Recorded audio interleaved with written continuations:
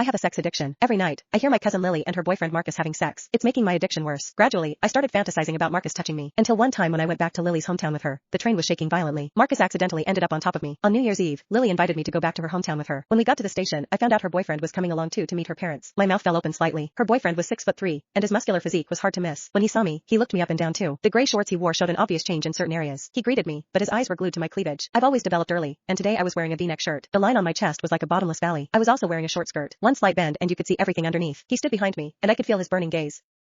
It hit me later. With his height, he probably saw everything. I instinctively tugged at my shirt and skirt, my face burning red. He casually looked away and offered to go buy some snacks for the trip. Watching him walk away, I couldn't help teasing Lily. I heard personal trainers are amazing in bed. Is that true? Lily smiled mysteriously, her face flushed. Of course it's true. Every time he leaves me with sore legs and an aching back. He's as thick as my arm down there. I gasped. Oh my god, that must feel incredible, right? If I could experience it just once. I couldn't help looking in her boyfriend's direction. When he walked, you could see it swinging in his pants. They say a guy's thing can expand 3 times its size. I secretly measured it with my hand and instantly felt weak in the knees. That big. What would it feel like if it went inside? Lily had told me before that her boyfriend had a huge appetite, at least 6 or 7 times a day. No wonder Lily always looked so glowing whenever I saw her. She was clearly being well taken care of.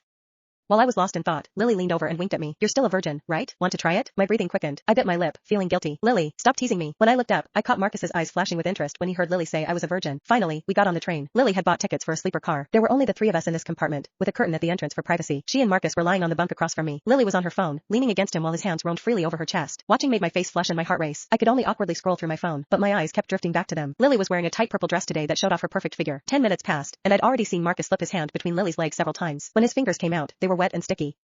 Lily's face was flushed as she whispered coyly, Claire's still here. It was evening now, and most people on the train were asleep. The conductor had dimmed the lights to their lowest setting, and Lily actually straddled Marcus's waist and started making out with him. I licked my lips, my imagination running wild. Before I knew it, I'd fallen asleep. I don't know how long I slept before Lily's voice woke me. I opened my eyes. For some reason, the lights in the car were back on. Lily winked at me playfully. Claire, are you hungry? Could you go to the dining car and get 3 meals for us? Seeing the tent pitched high between his legs, I understood why. I quickly answered, sure. The moment I left the compartment, I heard Lily's moans from behind me. To give them privacy, I deliberately stayed in the dining car to finish eating before heading back. But when I pulled back the curtain, I saw Lily still riding on top of Marcus. They were too absorbed to notice me outside the compartment. I quietly stepped back, but I couldn't help peeking from outside the car.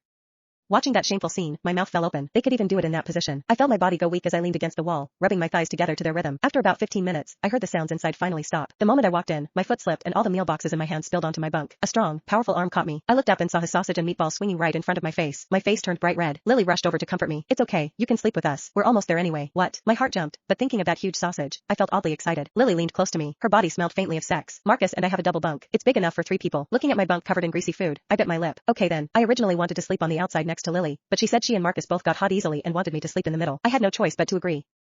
Marcus was tall with well-developed muscles. After the 3 of us lay down, I realized how cramped the middle position was. I was lying with my back to Marcus. His chest muscles kept rubbing against my back as the train swayed.